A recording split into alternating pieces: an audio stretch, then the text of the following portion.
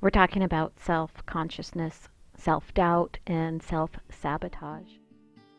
If you found your way here today, most likely you're trying to accomplish something, but you're encountering a lot of setbacks, and you're starting to wonder what's going on. How much of your happiness or success is being sabotaged by the things that you're doing or failing to do? It's so strange to see ourselves as our own worst enemy. So let's look at this and see if we can get a better handle on what's happening.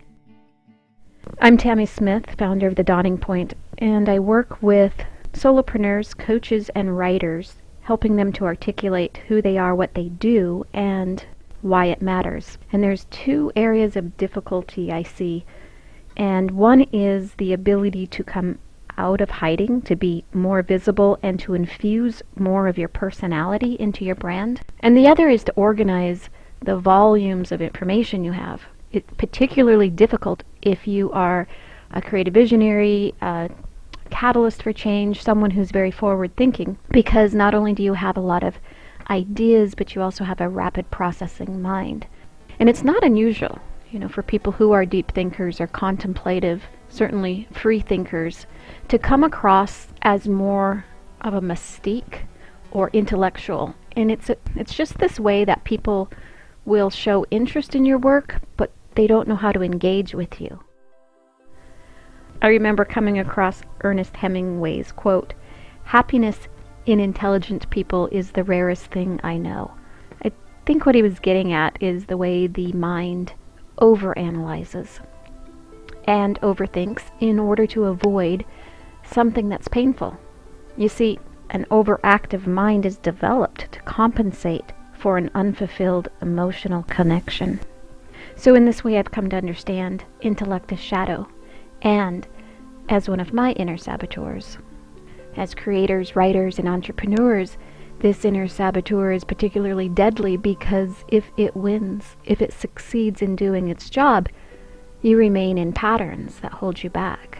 And this creates feelings of guilt and self-judgment, which causes even more withdrawing and eventually isolation. So you have this closed loop, a vicious circle. Spotting the inner saboteur is a result of personal experience and from the work I've done with clients.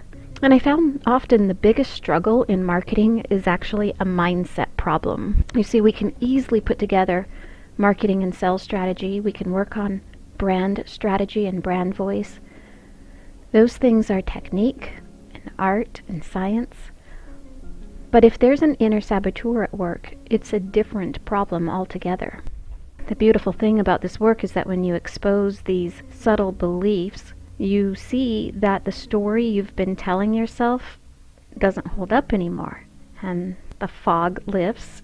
You feel clearer about your path and confident in what you're doing. You stop going in circles. We have to ask the right questions, and we have to be able to see the truth.